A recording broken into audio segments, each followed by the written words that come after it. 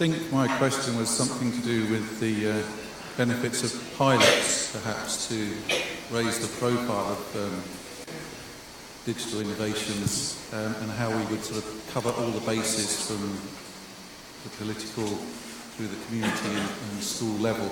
I'm not averse to the idea of pilots. I think we'll always see pilots, and if you take innovation as a phased process, and commonly 6 stages of innovation, the pilot is there at the beginning to test the ideas, to see what works. There's a lot of failure involved in that, a lot of redesigning possibly. The pilots are fine. They're always going to be there. But I think what I'm saying is that we need to think beyond the pilot, and we need to think beyond the pilot at the very beginning. So there always has to be the thought of the wider adoption and diffusion of this idea, this innovation, across the sector. And taking, the ideas to scale is the really difficult hump, if you like, in the process. I think it's also worth mentioning, people talk about sort of pilotitis as a disease. There is a benefit in pilots, especially as has been mentioned, if you're talking about taking ideas that have perhaps worked elsewhere and then testing them in different contexts. That's quite important as well. But even a pilot is going to require some sort of political will to make it happen. Whether that political will is within the school or within the community, it's still going to need some sort of approval. And certainly in the state systems, teachers are going to be reluctant to operate, in an adventurous sort of way unless they feel that they have the backing of their superiors, whether that's their immediate superior, head teacher, or those further up the system. So I think there is always going to be a political dimension, but pilots, yes, will always be part of the process. But the danger is that you get stuck with a lot of pilots that don't become anything else. Should I just continue? There was a general sort of question at the back, so I think my understanding of that was that did we have any hope for ICTs as development tools, which I have to say yes to. And as far as any sort of contradiction between what's happening in schools and outside school, I think this is sort of happening already. And I think someone else made the point already this morning. In many cases, people in the developing countries are eager for the sort of innovations and the digitalisation that we're talking about, and they're willing to grasp it. If you see how mobile phone technology has taken off in parts of Africa, it's us in some respects that are holding them back. So I think, yes, there's great potential, and it's there, it's already happening.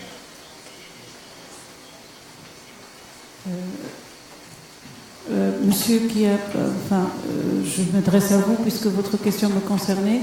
Donc, bravo pour votre initiative d'une école dans votre village et d'avoir donné accès à tous à cette information-là.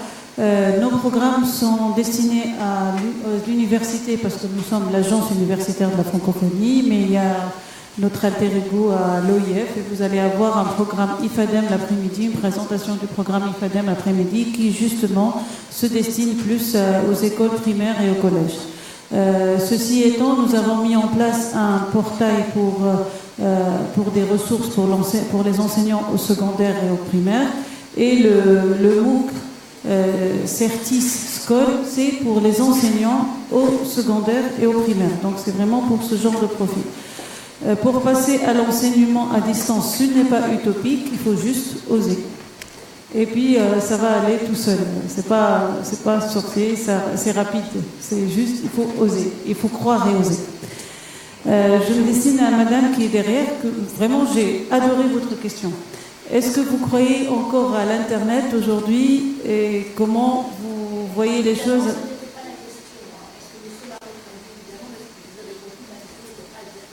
Oui. Oui. Et j'ai adoré votre question parce que justement, moi je travaille sur l'analyse des usages. Et les usages sont très différents d'un contexte à un autre. On peut parler des Internet des objets, On peut parler aussi de la réalité augmentée, de la réalité virtuelle, et comment on perçoit une culture de partage ce qui était dit à la fin, ce que vous avez dit à la fin, Internet est basé sur le partage et les gens ne partagent pas. Est-ce que je dis tout? Oui, un autre partage. Disons que je dis toujours que malheureusement, les technologies sont arrivées plus rapidement que les changements des mœurs et des habitudes de travail. Internet est basé sur le partage exactement, mais les gens sont encore restés sur mon travail, mon cours, mes ressources. Et ça, on ne peut pas le changer d'un coup, mais je pense que les enfants actuellement qui travaillent et qui apprennent ont plus cette notion de partage que leurs enseignants. Ces élèves qui n'ouvrent plus un dictionnaire pour chercher un mot, mais ils vont à dictionnaire.fr, sont plus habiles à partager et à avoir l'information que les autres. Maintenant, notre travail justement, c'est pour initier des nouvelles pratiques parmi les enseignants et parmi les élèves. On ne réussit pas toujours, mais on essaie. On a le mérite d'essayer. Le portail que nous mettons en place, c'est vraiment des ressources éducatives libres. Donc, ils sont ouverts, ils ne sont pas protégés, ils sont ouverts en accès libre.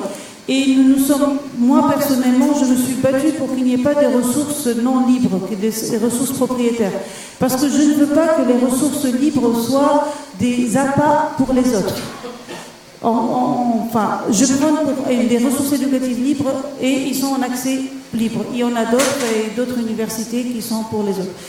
Mais je pense que la tendance actuelle, c'est vraiment pour l'open education et les open data. Dans le monde entier, pas forcément dans le monde francophone.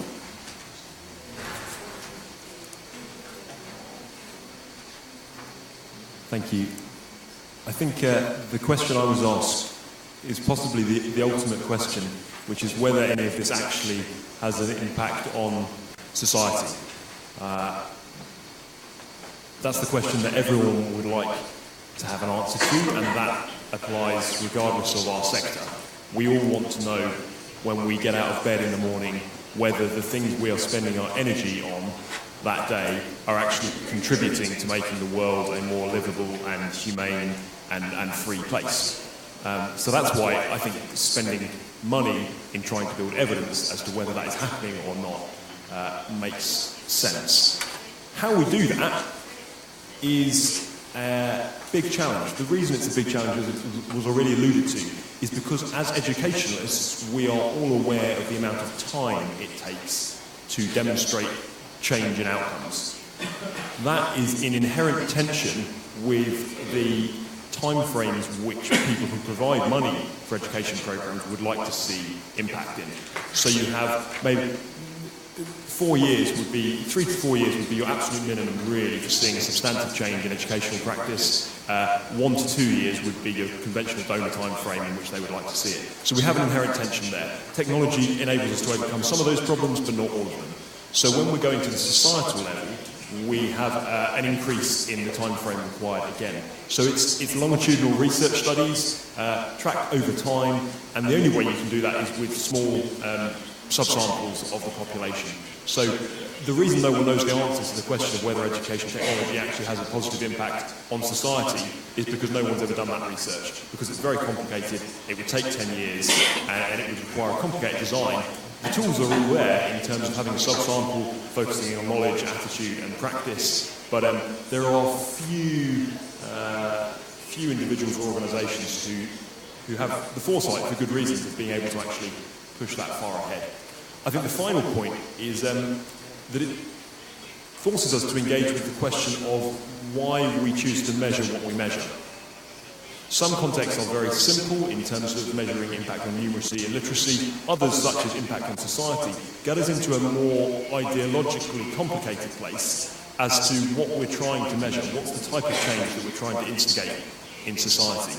And that's not something where there's an easy answer, but it is something for us to think actively about as a community of practice regarding what's our end game? What do we actually think technology can do? In addition to achieving gains in numeracy and literacy, what's the big picture, long-term change that we want to see in society, and how might technology serve us towards that end? Thank you, David. Time is flying. I'm not sure if all the questions were answered, or if somebody wants to rephrase it, or if it is a final burning question. You have one more question? Okay. Sorry, Sabine.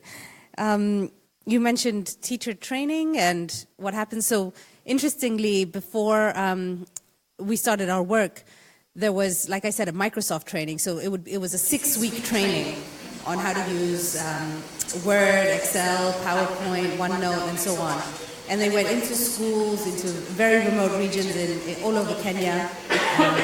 They spread out this training many, many years ago.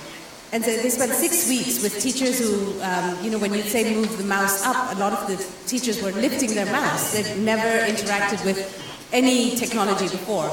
And then after 6 weeks of training, they would go away.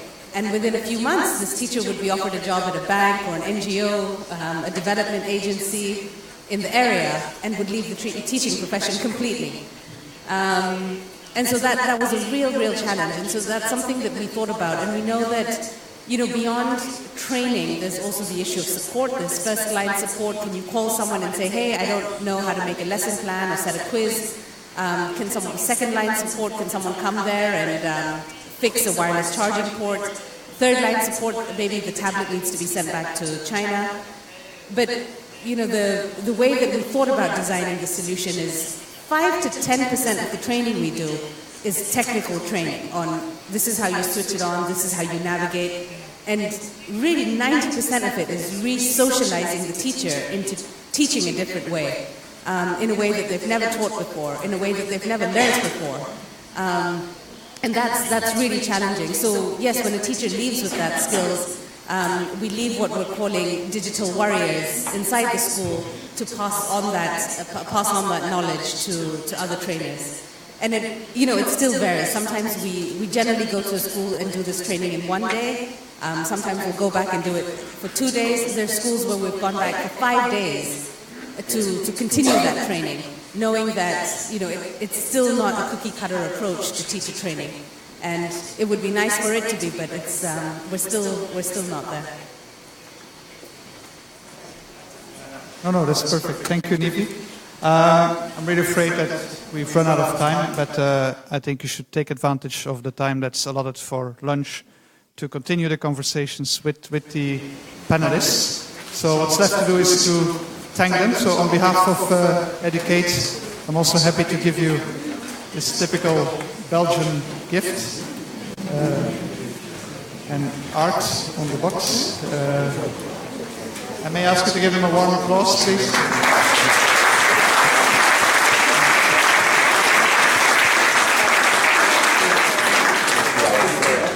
And then for the afternoon, please listen carefully. Thank you all for your attention. We will soon break for lunch. Just to make clear, there's 3 sessions, parallel sessions this afternoon. Session A is taking place in this hall. Session B is taking place next door. Session C is in another part of the building. So we will need to gather at 10 to 2 for the ones for session C in front of the session B hall, and then somebody will guide you to the hall. Otherwise, you won't be able to get there. May I also ask that those who are leaving do not forget to hand back their headphones. Those are very expensive little things. So.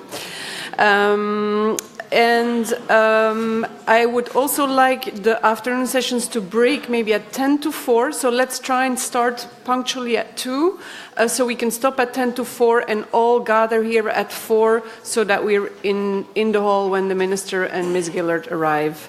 May I just ask also the moderators and the speakers of this afternoon session to gather here